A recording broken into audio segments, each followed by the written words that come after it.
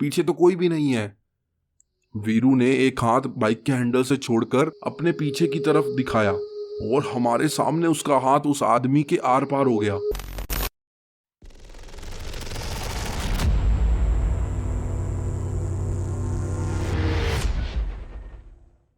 तो दोस्तों, अगर आप भी हमारे चैनल पे पहली बार आए हैं तो हमारे चैनल को सब्सक्राइब कीजिए, क्योंकि मैं हिंदी में आपके लिए मजेदार गोस्ट स्टोरीज लाता रहता हूँ, जिसे सुन के आपको बहुत मजा आएगा और आप मेरी आवाज के फैन हो जाओगे। तो चलिए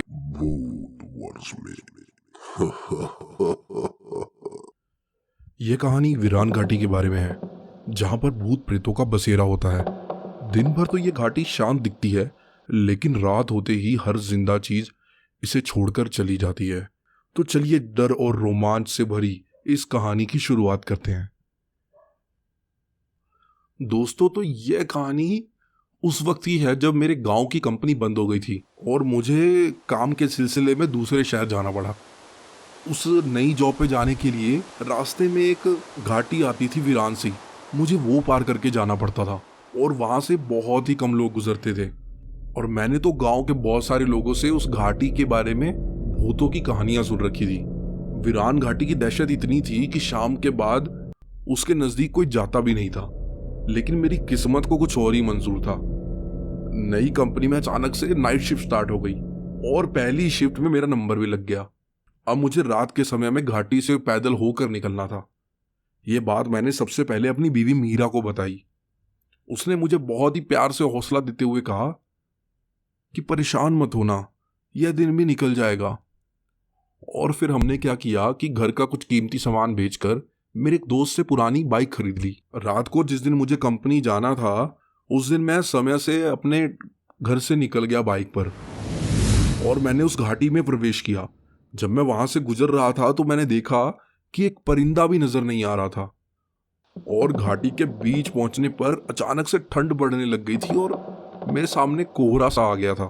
जब मैं उस कोहरे से बाहर निकला तो मुझे ऐसा लगा कि बाइक का वजन बढ़ गया है, लेकिन मैंने उस बात पे ज्यादा ध्यान नहीं दिया और बिना रुके बिना पीछे मुड़े सीधा कंपनी पहुंच गया। घाटी के रास्ते में इक्का दुक्का आवाजें भी आ रही थी, लेकिन मैंने इन सब चीजों को इग्नोर किया और मैंने बाइक बिल्कुल भी नहीं रोकी। उस दिन मुझे घाटी से जिंदा आते देखकर मेरे दोनों दोस्त विकास और वीरू बहुत खुश हुए और उनके अंदर भी हिम्मत आ गई। फिर वो दोनों भी मेरी कंपनी में जॉब पर लग गए।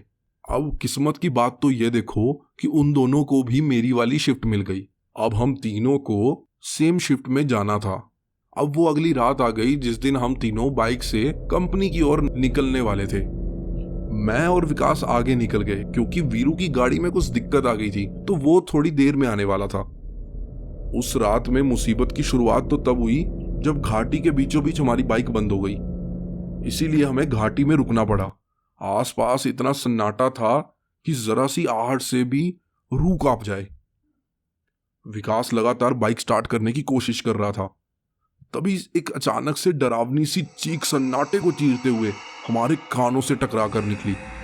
हम पूरी तरह से सहर उठे और कांपने लगे। उसी वक्त देखते ही देखते चारों तरफ से घना कोहरा आ गया जिसने हमें घेर लिया। मैंने विकास से कहा कि भाई बाइक तो यहीं रख दे, कल दिन में आके उठा लेंगे, क्योंकि अभी यहाँ रुकना सेफ नहीं लग रहा। फिर हम दोनों मेरी बाइक पर बैठकर सवार हुए और आगे जाने लगे।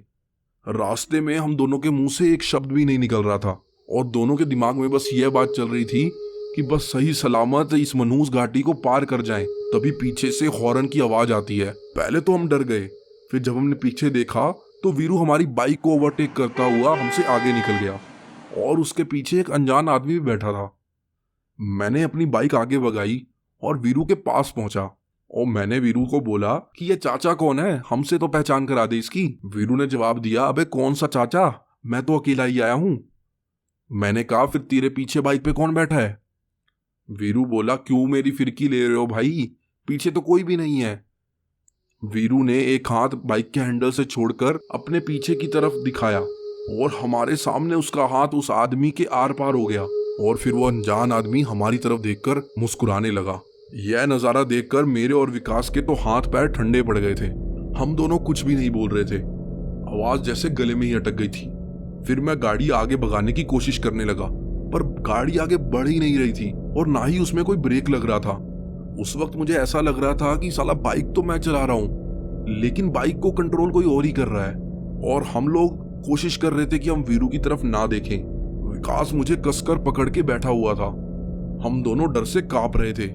वीरू हमारी बाइक के बराबर चलाने लगा और हमारी नजर ना चाहते हुए भी उस भूत पर पड़ रही थी।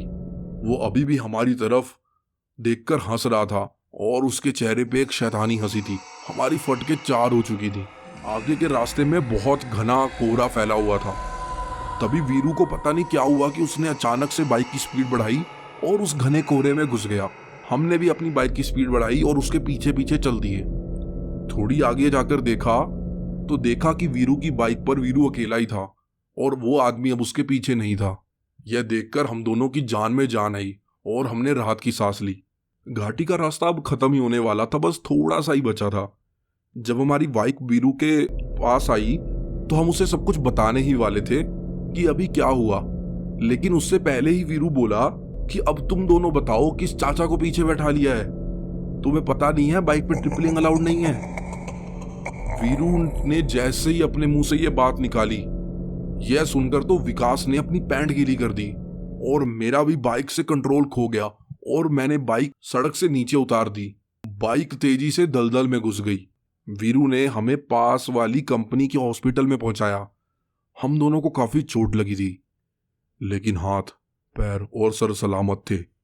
बाइक दलदल में घुसने की वजह से हम बच गए थे, पर वीरू हैरत में जरूर था कि आखिर उस समय हुआ क्या।